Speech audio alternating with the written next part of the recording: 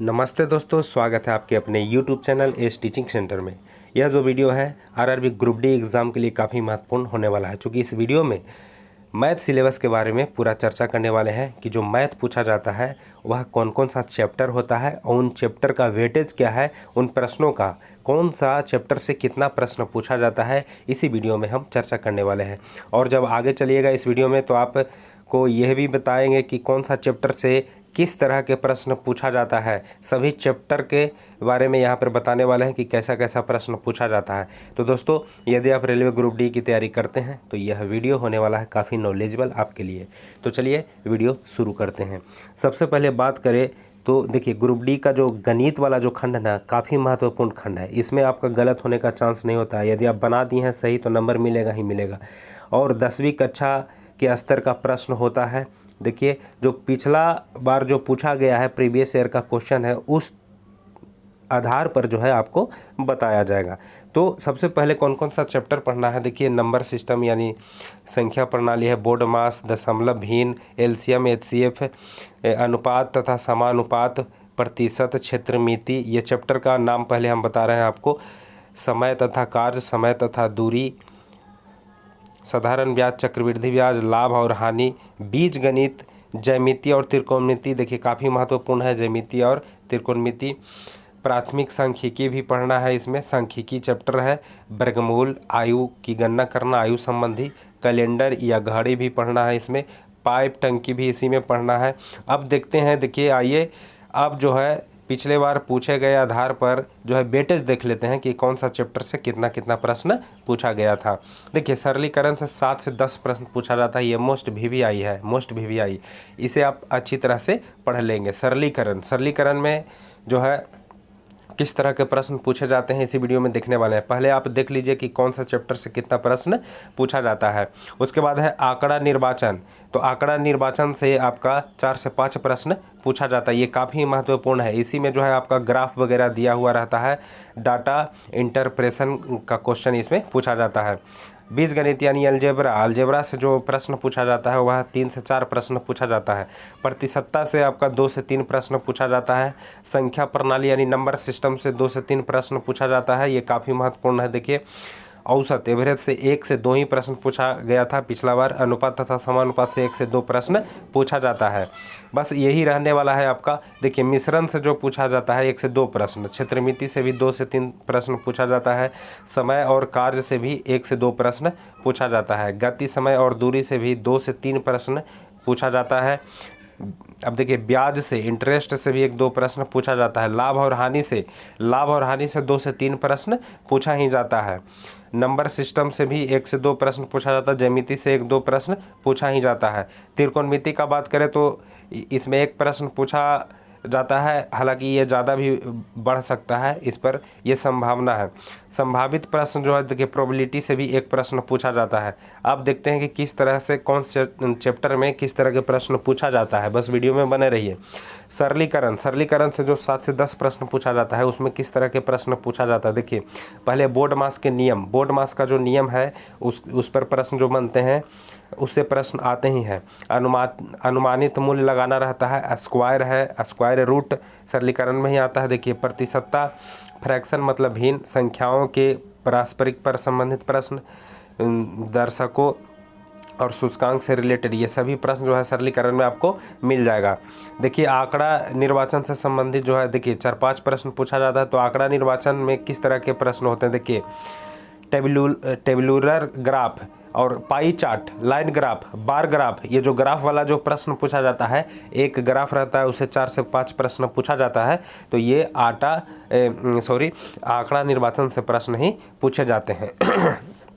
दोस्तों, बीजगणित से 3 से 4 प्रश्न पूछा जाता है ना, तो ये विषय क्या है, बीजगणित में कैसा प्रश्न पूछा जाता है। देखिए, बीजगणित में परिवर्तनीय एवं रैखिक समीकरण हो जाता है। जो समीकरण है दो चरणीय समीकरण होता है और क्वाड्रेटिक समीकरण होता है। बहुपद हो जाता है, यूनिट अंक हो जाता है। रैखिक असमताओं कार्यों में रैखिक समीकरण यानी समीकरण से रिलेटेड प्रश्न पूछे जाते हैं इस चैप्टर में, बीजगणित में।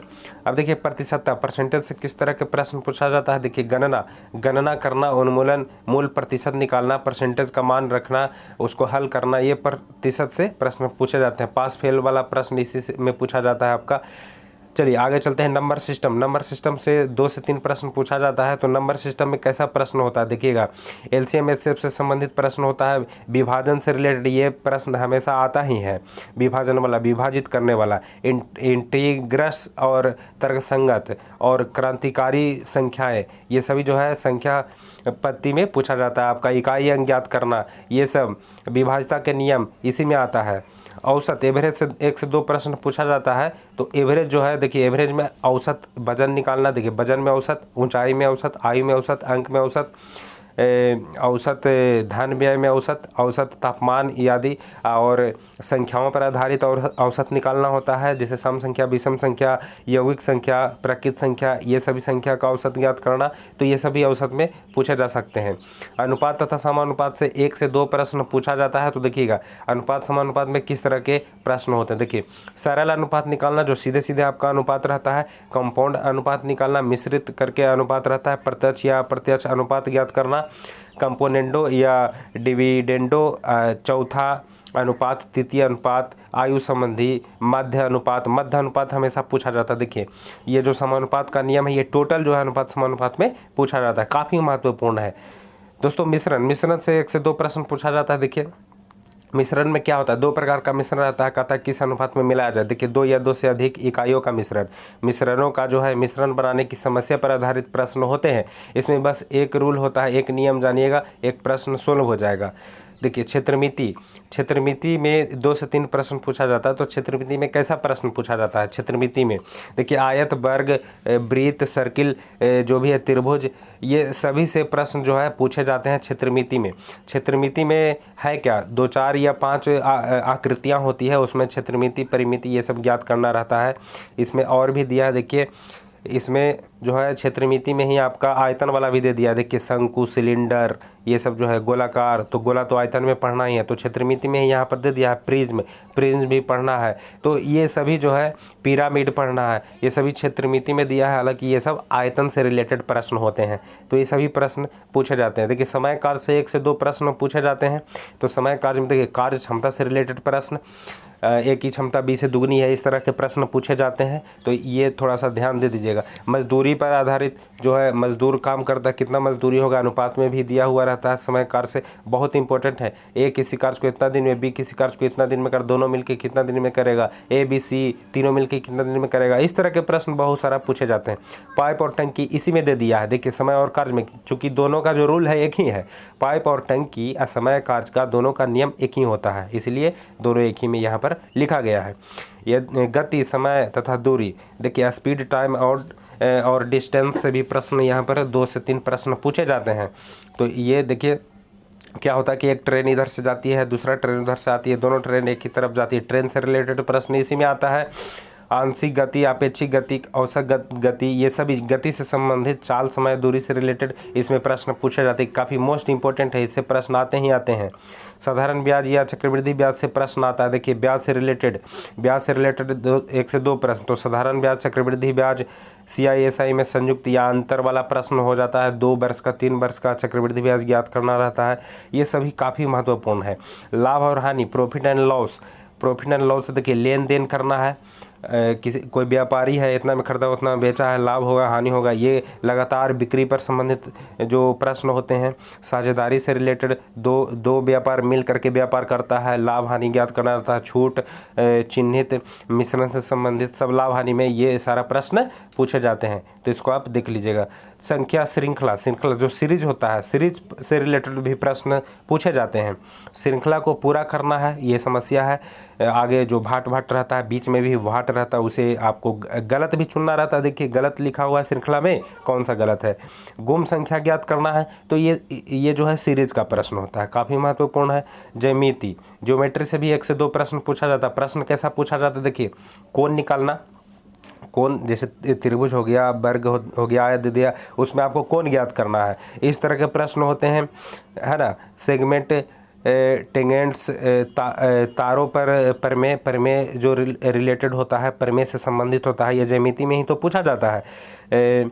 और जो है बहुत तरह के जो समानता पर आधारित, देखिए त्रिभुज जो है, समानांतर चतुर्भुज, ये सब जो कोण वाला जो ज्ञात करना रहता है ये इसमें रहता है। त्रिकोणमिति एक प्रश्न पूछा जाता है, हालांकि त्रिकोणमिति से इस बार जो है 2018 में 2 से 3 प्रश्न पूछा गया था।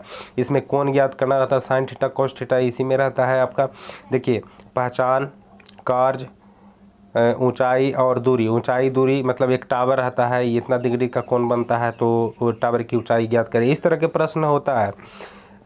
अधिकतम न्यूनतम मूल्य, कोणों का परिपत्र माप ज्ञात करना, तो इस तरह के प्रश्न हमेशा पूछे जाते हैं। सभी प्रश्न को देख लीजिएगा। संभावना, प्रोबेबिलिटी से एक प्रश्न पूछा जाता है, संभावना पर बुनियादी समस्याएं, तो ये काफ़ी महत्वपूर्ण है। तो दोस्तों यह वीडियो कैसा लगा आप ज़रूर बताइएगा। पूरा मैथ का जो है इसमें पूरा आपका डिस्कशन हो गया कि मैथ में किस तरह का प्रश्न पूछा जाता है और किस चैप्टर से कितना प्रश्न पूछे जाते हैं। तो दोस्तों यह वीडियो अच्छा लगा हो तो अपने दोस्तों में शेयर ज़रूर कीजिएगा। मिलते हैं अगले वीडियो में, ऐसे ही वीडियो बात करते रहिए।